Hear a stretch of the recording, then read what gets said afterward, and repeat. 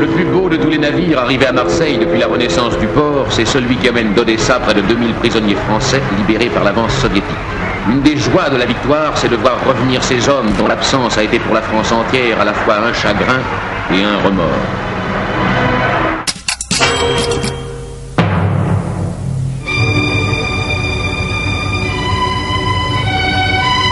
Je vous remercie tout d'abord d'avoir bien voulu participer à notre émission et d'être tous là ce soir, d'être venus dans notre salon voir ce film de René Clément. Soirée de repos pour les télécommandes, émission unique, programme œcuménique pour toutes les chaînes. Pour une soirée articulée autour de grands thèmes, la recherche bien sûr, mais aussi des questions simples. Le sida c'est quoi ? Cette soirée, c'est un peu l'enfant chéri de Lynn Renault qui a fait de la lutte contre le virus son cheval de bataille depuis 1985. À Strasbourg, le général de Gaulle, en compagnie de M. Jefferson Caffrey, ambassadeur des États-Unis, est venu commémorer l'anniversaire de la délivrance de l'Alsace. Et devant une foule immense, le général a exalté l'amitié franco-américaine. Voici le paysage que découvrait chaque matin Pablo Picasso de son mas Notre-Dame de Vie en face du village de Mougins. C'est derrière ces vitres que s'est éteint ce matin Pablo Picasso. Les doubles grilles du mas sont solidement verrouillées et nul n'est autorisé à les franchir. Le contrat de solidarité Renault sera le plus important des contrats signés jusqu'à présent. Ce contrat libérera 3500 emplois par les départs en pré-retraite volontaires. Les professionnels et les agents de production peuvent la prendre à partir de 55 ans, les employés, agents de maîtrise et techniciens 57 ans et les cadres 58 ans. Américains, Turcs, Italiens, Danois, d'autres encore apprennent dans les classiques français les éléments d'une connaissance commune. Et quand les voix se fondent à l'unisson, on pense qu'il avait raison, celui qui disait « c'est faute d'une langue commune que les hommes ne s'entendent pas ». Il y a eu le bicorne de premier ordre de l'amirauté, le casque plat de la défense passive, la casquette de la défense civile, la casquette de général d'infanterie en campagne et celle de général de la Royal Air Force.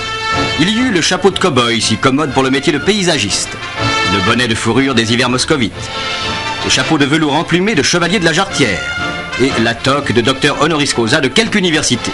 En France, par exemple, les jeunes filles se déchaînent, montent sur scène, essayent d'arracher un bout de cravate, arracher un bout de chemise, elles crient beaucoup, alors que le public canadien réagit à peu près pareil. Moi, je me souviendrai toujours, la première fois que je suis arrivé au Canada, j'ai vu des filles arriver devant la scène et se déchaîner, se tirer les cheveux, mais tout ça sans bruit. Chez Carven, des marins sortis tout droit du temps de la marine en bois ont apporté, sous les yeux de Ludmilla Tcherina, le coffre-fort du bailli de Suffren, d'où l'on a sorti pour les couples les plus célèbres de Paris, une toute nouvelle eau de Cologne, le vétiver. Aujourd'hui, Pont de Chéruy, dans l'Isère, fête la plus vieille ouvrière de France. Un ministre, M. Croizat, s'est dérangé pour remettre à Mme Rosan la croix de la Légion d'honneur. En la décorant, la France décore ses vertus simples, qui sont les grandes vertus populaires. Aucun objectif militaire ou industriel n'existe dans un rayon de 10 km autour de ces deux agglomérations. Ce que les Anglais appellent tranquillement une erreur regrettable a fait ici plus de 160 morts et 250 blessés. Franklin Roosevelt, 4 fois président des États-Unis, disparaît à la veille d'une victoire qu'il avait voulu et préparée. Voici 3 mois, surmontant sa fatigue, il faisait le long voyage de Yalta.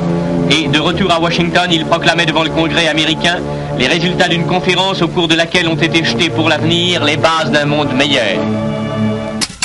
La Russie soviétique a réussi à projeter un homme dans l'espace, à le placer en vol orbital autour de la Terre et à le ramener vivant.